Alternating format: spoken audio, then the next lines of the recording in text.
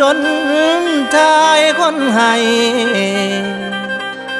ถามคนเด้อหัวใจเธอทนได้กับอายบ่ละมีเพียงใจให้คิดต่อแต่ความจนวนอยู่ไกลเธอทนได้บ่ละนาง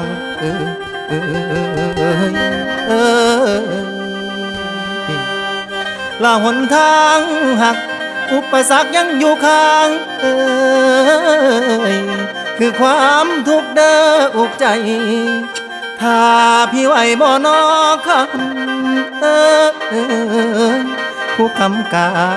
พลาน้อยละคันเธอคอยเธอท่า